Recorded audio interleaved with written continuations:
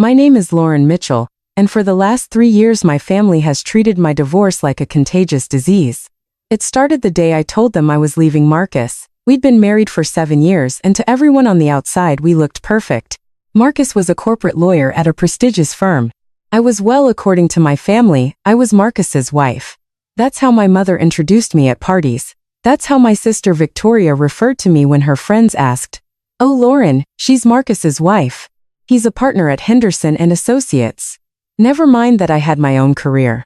Never mind that I'd been building something quietly, strategically for years. To them I was an accessory to Marcus's success. The marriage ended when I discovered Marcus had been having an affair with a paralegal at his firm for 18 months. But that's not why I left. I left because when I confronted him, he said, "What did you expect, Lauren? You're never home. You're always on your laptop doing whatever it is you do. She makes me feel important. Whatever it is you do." I'd been managing a $340 million investment portfolio. I'd been angel investing in tech startups. I'd been building relationships with venture capital firms across 3 continents. But to Marcus it was whatever. I filed for divorce the next day. My family's reaction was immediate and brutal.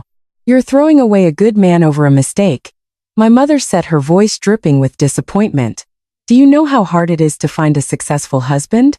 Victoria added, "You're 34, Lauren. You're not getting any younger." My father said nothing, which somehow felt worse. The divorce was finalized 6 months later. Marcus kept the house in Westchester. I didn't want it. I kept my investment accounts, my business connections, and my dignity. The settlement was clean, quick, and in my favor, though my family never asked about the details. What they did ask about constantly was when I was going to get back out there. "You need to start dating again," my mother would say during our monthly phone calls, which I'd started to dread. "Maybe try those apps," Victoria suggested. "Though at your age, you might need to lower your standards." At my age? I was 34. The comments got worse over the next 2 years. Every family gathering became an interrogation about my love life, my finances, my future. Victoria had gotten engaged to Christopher Hayes, a hedge fund manager she'd met at a charity gala. Suddenly, she was the expert on everything. Christopher says women over 35 have a much harder time in the dating market. She'd announced at last year's Thanksgiving dinner, especially divorced women. Men see them as damaged goods. I'd smiled politely and changed the subject. What my family didn't know, what I'd deliberately kept from them, was that I wasn't struggling. I was thriving. After the divorce, I'd moved into a penthouse in Tribeca. Not a rental, I owned it.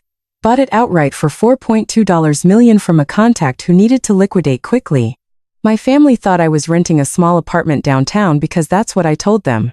My investment portfolio had grown to $680 million in assets under management. I wasn't just an angel investor anymore. I was the managing partner of Mitchell Capital Ventures, a firm I'd founded 3 years ago with 2 partners from my Stanford MBA program. We specialized in early-stage tech companies, specifically AI and biotechnology. Our success rate was remarkable. 83% of our portfolio companies had either gone public, been acquired, or were valued at over $100 million. We turned initial investments of $2 to $5 million into returns of $50 to $200 million. Forbes had profiled me 6 months ago. "The quiet architect of Silicon Valley's latest boom," the headline read. The article detailed how I'd identified and invested in 12 companies that were now collectively worth $4.7 billion. The Wall Street Journal followed up 3 months later with a feature called "The Investor Nobody Knows." They'd photographed me in my office, standing in front of the floor-to-ceiling windows overlooking the Hudson River. That photo now hung in a frame on my penthouse wall, right next to my Stanford MBA diploma and my certificate for completing the Harvard Business School executive program. I kept all of this private, not out of shame, but out of strategy. My family had proven time and again that they couldn't be trusted with information. When I'd mentioned casually that I was doing some consulting work after the divorce, Victoria had immediately told her friends I was struggling to find stable employment. When I'd said I was looking at investment opportunities, my mother had offered to lend me money.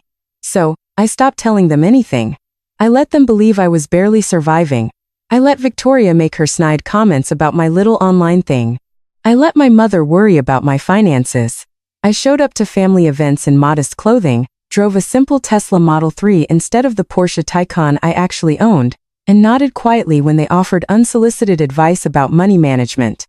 Meanwhile, I was being courted by 3 major investment firms who wanted to acquire Mitchell Capital. The lowest offer was $420 million. I turned them all down. I'd also been invited to speak at the World Economic Forum in Davos, had joined the board of directors for 2 Fortune 500 companies, and had been approached by the governor's office about serving on the state's Economic Development Council. But to my family, I was pathetic, divorced Lauren who couldn't hold on to a good man. The text from Victoria came on Wednesday before Easter. Family brunch this Sunday at Mom and Dad's. 11 a.m. Christopher's parents are coming. Dress nicely. I replied, I'll be there. 3 hours later, another text. Actually, don't come. I stared at my phone reading the message twice to make sure I'd understood correctly. What do you mean? The reply came immediately. Christopher's parents are very traditional. His mother specifically asked about family dynamics. I told her about your divorce. She seemed concerned. Concerned about what? About you being there. Lauren, you have to understand. Christopher's father is a senior partner at Blackstone. His mother sits on the boards of 3 museums. They're old money. Having a recently divorced woman at a family brunch, especially someone who's still struggling financially, it doesn't send the right message. I read the text 3 times, each time feeling a different emotion. First, shock. Then, anger. Finally, something close to amusement. You're uninviting me from Easter brunch because I'm divorced? Don't make this difficult. It's just one brunch. There will be other gatherings. Christopher's boss is also coming. Richard Morrison from Morrison Capital Group. He's thinking about investing in Christopher's new venture. We need everything to be perfect. Richard Morrison. I knew exactly who he was. Morrison Capital Group managed $12 billion in assets. Richard had made his fortune in private equity and venture capital. We'd met twice at investor conferences, though he probably didn't remember me. I'd still been relatively unknown at the time. What Victoria didn't know was that Richard had reached out to me 4 months ago about a potential partnership. His firm wanted to co-invest in 3 of my portfolio companies. We'd been in negotiations ever since. In fact, we had a meeting scheduled for Easter Sunday at 2 p.m. at my penthouse to finalize a $280 million co-investment deal. I typed my response carefully. Understood. I won't come to brunch. Enjoy your day. Victoria's reply was immediate. Thank you for understanding. Lauren, maybe think about joining one of those divorce recovery groups. Christopher knows a therapist who specializes in helping women adjust after marriage ends. You really do look pathetic lately. I didn't respond. Instead, I forwarded the entire text chain to my assistant Michelle with a simple note. Confirm the Morrison meeting for 2 p.m. Sunday. Make sure the contracts are ready to sign. Saturday evening, I prepared my penthouse for the meeting. The space was already impressive. 3,200 square feet of open-concept luxury with custom Italian furniture, original artwork from emerging artists I invested in, and that view of the Hudson that people paid millions just to glimpse. But for this meeting, I wanted everything perfect. Michelle had sent over the final contract drafts. Morrison Capital Group would be investing $280 million across 3 of our portfolio companies, an AI-driven healthcare diagnostics firm, a biotechnology company developing cancer treatments, and a clean energy startup. In exchange, they'd receive equity positions and board seats, while Mitchell Capital maintained controlling interest. The deal would make Morrison Capital one of our largest partners. It would also cement my reputation as one of the most influential venture capital investors in the country. I'd chosen to wear a navy Armani suit for the meeting. Professional, confident, expensive without being showy. My Wall Street Journal profile hung prominently in my home office, right where Richard would see it when we reviewed the contracts. That evening, my mother called. Victoria told me you're not coming tomorrow. She said, her tone carefully neutral. That's right. She explained about Christopher's parents, about the whole situation. She did. I think it's very mature of you to understand, Lauren. This is an important day for Victoria. Christopher's family is very well connected. We can't afford any complications. I almost laughed. Complications. I understand completely, Mom. Good, dear. Victoria mentioned you might benefit from speaking. It's been 2 years now and you still seem so unsettled. I'm perfectly settled, Mom. Are you? Because Victoria said you're still living in that small apartment, still doing those odd consulting jobs. Honey, at some point you need to accept that your life didn't turn out the way you planned. There's no shame in starting over. But you have to actually start. I thought about my $680 million portfolio, about the $280 million deal I'd be closing tomorrow, about the 3 acquisition offers I'd turned down, about the Forbes profile and the Wall Street Journal feature and the speaking invitation to Davos. You're right, Mom, I said quietly. I'll work on that. After I hung up, I poured myself a glass of wine and stood by the floor-to-ceiling windows, looking out over the city. Somewhere out there, my family was preparing for their perfect Easter brunch. They were probably discussing Christopher's brilliant career, Victoria's upcoming wedding, and poor pathetic Lauren who couldn't get her life together. Let them, I thought. Tomorrow they'd learn the truth. Not from me, but they'd learn. Easter Sunday morning, I woke at 7 a.m. and went for a run along the Hudson River Greenway. The city was quiet, peaceful. By the time I returned to my penthouse, showered, and changed into my Armani suit, it was 10:30 a.m. My family's brunch would be starting in 30 minutes. I made coffee and reviewed the Morrison contracts one final time. Everything was in order. Michelle had confirmed that Richard would arrive at 2 p.m. with his legal team. At 11:50 my phone buzzed. A text from Victoria. Brunch is wonderful. Christopher's parents are delightful. His boss Richard is here too. Such an impressive man. Thank God you're not here to ruin it with your sad divorce energy. I didn't respond. At 11:47 another text. Richard just asked if Christopher has any siblings. Mom explained about you but said you're going through a difficult time. He was very understanding. Even offered to connect you with someone at his firm who does entry-level work. I told him you'd probably appreciate that since you're struggling. You're welcome. Entry-level work at Morrison Capital Group where I was about to become a $280 million partner. I smiled and set my phone down. At 1:30 p.m., I did a final walkthrough of the penthouse. The contracts were laid out on my office desk. The Wall Street Journal profile was visible on the wall. Everything was ready. At 1:55 p.m., my building's concierge called. Miss Mitchell, Mr. Morrison and his team are here. Send them up, please. I stood by the windows waiting. The private elevator opened directly into my penthouse, one of the features that had attracted me to the property. At exactly 2 p.m. the doors opened. Richard Morrison stepped out followed by 2 attorneys and Christopher Hayes. Christopher, Victoria's fiancé, looking confident and self-assured in his expensive suit, clearly there to impress his boss. The moment Christopher saw me, his face went completely white. Lauren, he said, his voice barely above a whisper. Richard looked between us confused. You two know each other? She's Christopher started then stopped. She's my fiancé's sister. Small world, Richard said pleasantly, then turned to me. Lauren, thank you for hosting. Your assistant said you have the final contracts ready. I do, I said gesturing toward my office. Please come in. We walked past the living room with its original artwork, past the dining area with its custom table that seated 12, and into my home office. Richard's eyes went immediately to the Wall Street Journal profile on the wall. I remember when that came out, he said. Brilliant piece. Though I have to say the photo doesn't do your space justice. This view is remarkable. Thank you, I said. I find it helps with decision-making. Perspective matters in this business. Christopher was standing frozen in the doorway staring at everything. The office, the view, the Wall Street Journal profile, the Forbes magazine on my desk with my face on the cover. Richard sat down and began reviewing the contracts. His attorneys flanked him making notes. Christopher remained standing looking like he might be sick. Everything looks perfect, Richard said after 10 minutes of review. The terms are exactly what we discussed. Mitchell Capital maintains controlling interest. Morrison Capital gets board seats and equity positions. The $280 million will be transferred in 3 tranches over 6 months. Correct, I said. And you're confident in the valuations? Particularly for the healthcare AI company. Extremely confident. They're filing their FDA approval next month. I expect a 400% return within 2 years. Richard smiled. This is why everyone wants to work with you, Lauren. Your track record is impeccable. He signed the contracts. His attorneys signed. I signed. $280 million. Done. Christopher, Richard said, standing up, take notes.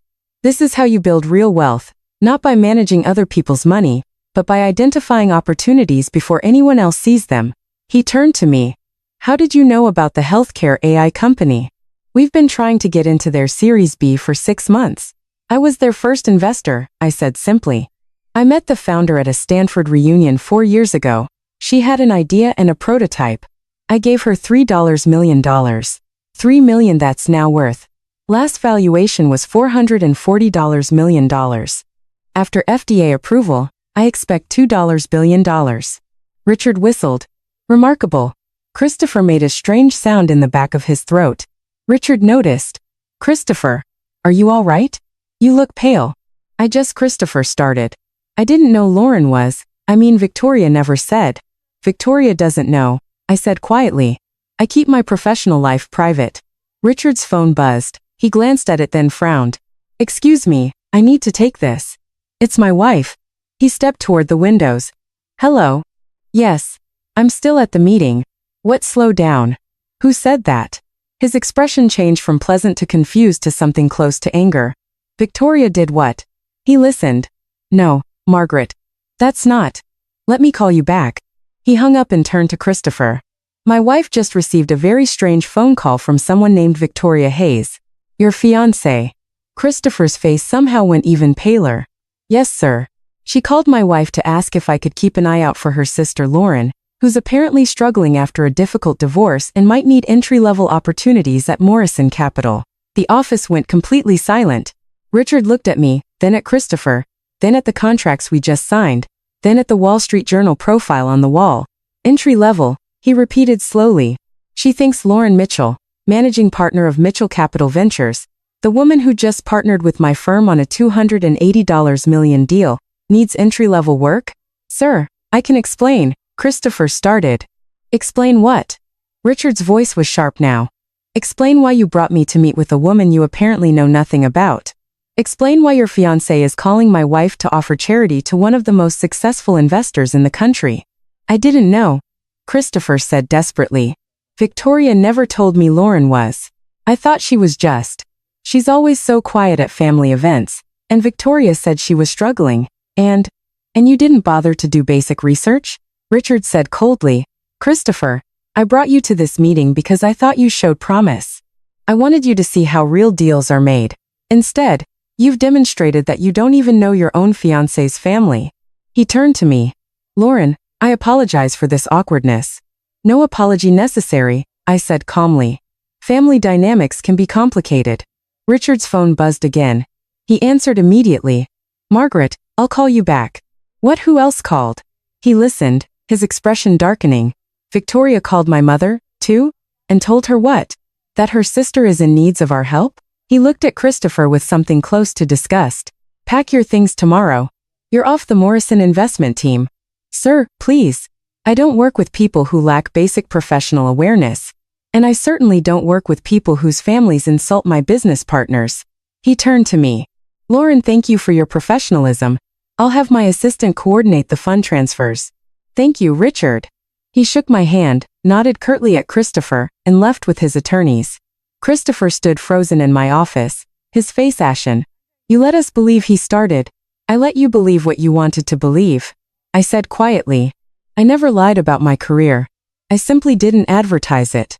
Your fiancé decided I was pathetic because I got divorced. Your future mother-in-law decided I was struggling because I don't drive a Porsche to family dinners. You all decided I needed charity because I dress modestly and don't boast about my success. Victoria's going to have to explain to your family why she just got you fired, I said. She's going to have to explain why she called Richard Morrison's wife and mother to offer charity to Richard Morrison's newest business partner. She's going to have to explain a lot of things. Christopher's phone started ringing. He looked at the screen. It's Victoria. You should answer that, I said. He stumbled toward the elevator, phone to his ear. I could hear him talking frantically as the doors closed. Victoria, listen to me. No, you don't understand. She's not struggling. She's Victoria. Stop talking. Your sister just signed a $280 million deal. No, I'm not joking. Victoria, I just lost my job because you. The elevator doors cut off the rest. I walked back to the windows looking out over the Hudson. My phone buzzed. A text from Victoria. Call me right now. Then another.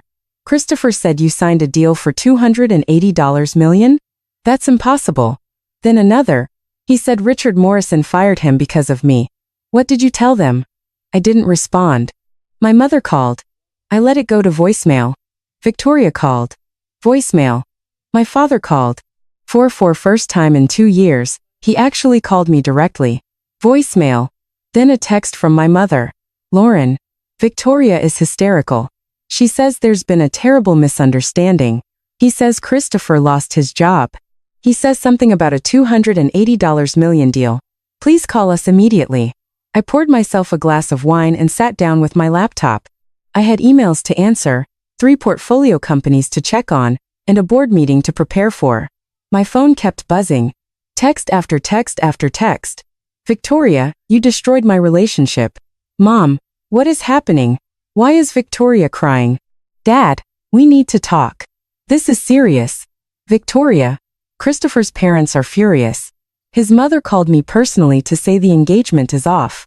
Mom, Victoria says you're a venture capitalist, that you have hundreds of millions. Why didn't you tell us? I set my phone to do not disturb and opened my email. They'd find out eventually. The contracts would become public record. The business press would cover the Morrison Capital partnership. My name would be attached to the deal in every trade publication. But right now, on this Easter Sunday, while they dealt with the consequences of their own assumptions and their own cruelty, I had work to do.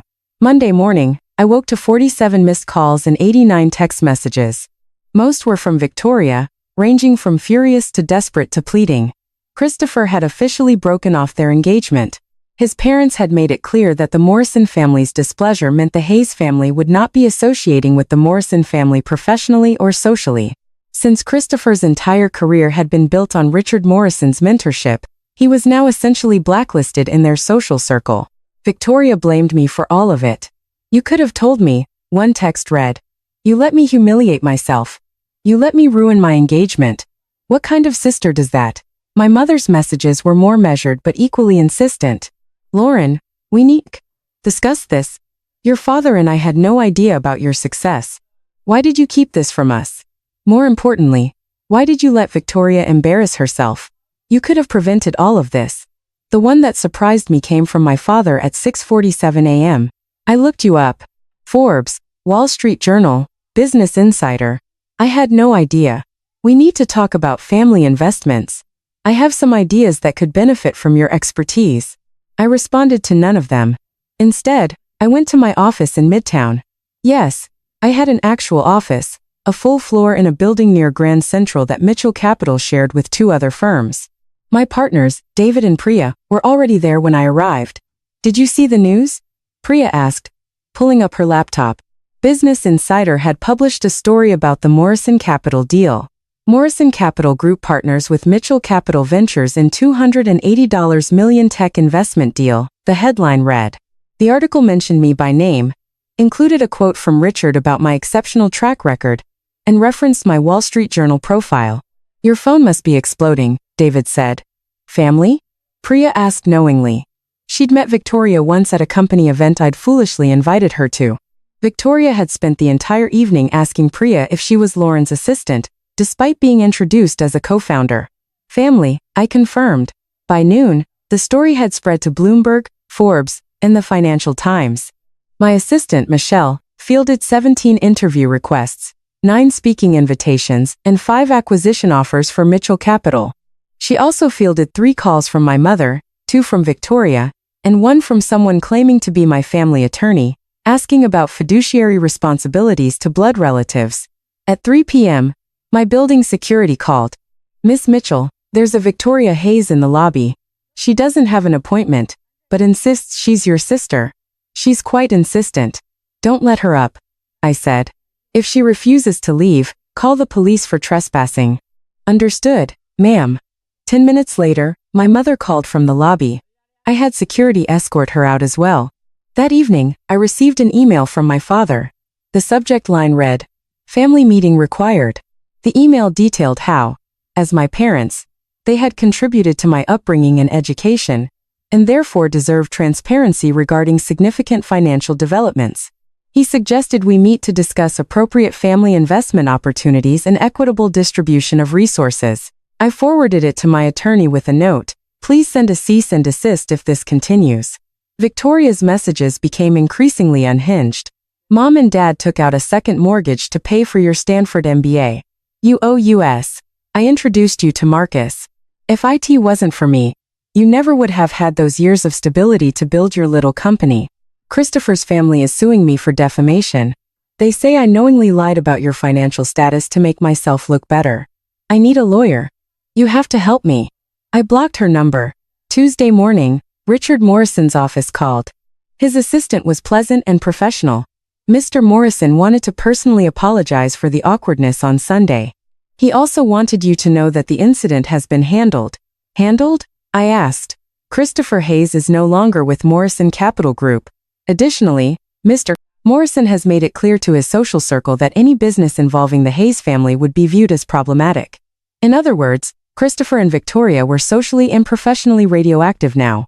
That wasn't necessary, I said, though I didn't mean it. Mr. Morrison disagrees. He values his business relationships and doesn't tolerate disrespect toward partners. He also asked me to extend an invitation to you for a dinner next month. Small group, very exclusive. Several investors he thinks you should meet. I'd be honored. After I hung up, in the mail. Among the usual business correspondence was a thick envelope with my parents' return address. Inside was a letter handwritten by my mother. Lauren, I don't understand why you've shut us out. We're your family. Yes, we may have misjudged your situation, but that's only because you deliberately kept us in the dark. How are we supposed to know you were successful when you never told us? Victoria is devastated. Her engagement is broken, her reputation is ruined, and all because you couldn't be bothered to set the record straight. A simple conversation could have prevented all of this. Your father and I supported you through Stanford. We were there when Marcus left you. We worried about you. And this is how you repay us? By making us look foolish? We deserve better from you. Family deserves better. Call us. I read it twice, then filed it away. They still didn't understand. They thought this was about me keeping secrets. They thought this was about them looking foolish. They couldn't comprehend that this was about years of dismissal, years of being treated as less than, years of watching Victoria be celebrated while I was pitied. They couldn't understand that I hadn't set out to humiliate anyone. I'd simply stopped letting their opinions define me. 3 months later, I was in Davos for the World Economic Forum. The speaking invitation had come 6 months earlier, before the Morrison deal, before Easter, before everything. I was part of a panel discussion on the future of venture capital in emerging technologies. The other panelists included 2 former CEOs, a Nobel laureate economist, and Richard Morrison. During the panel, the moderator asked me about my investment philosophy. I look for founders who've been underestimated, I said. People who've been told they're not ready, not smart enough, not connected enough. Those are the people who work hardest to prove everyone wrong. That's where I find my best returns.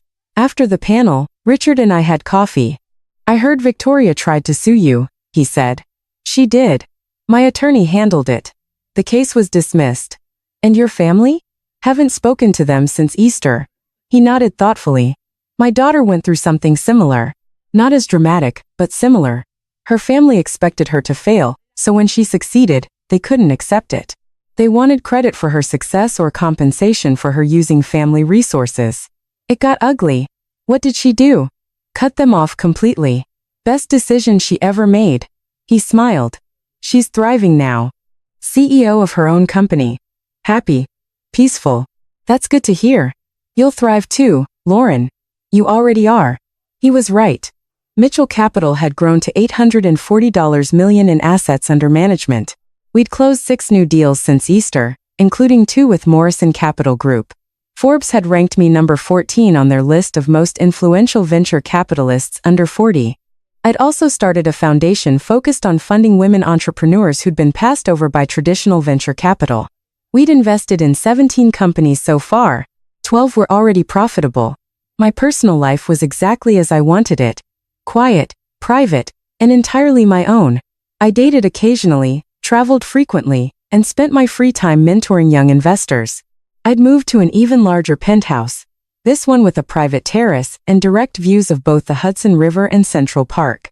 My Stanford MBA diploma hung in my home office next to the Wall Street Journal profile, the Forbes cover, and a new edition, a framed photo from Davos of me standing with 3 other panelists, including a former Secretary of State.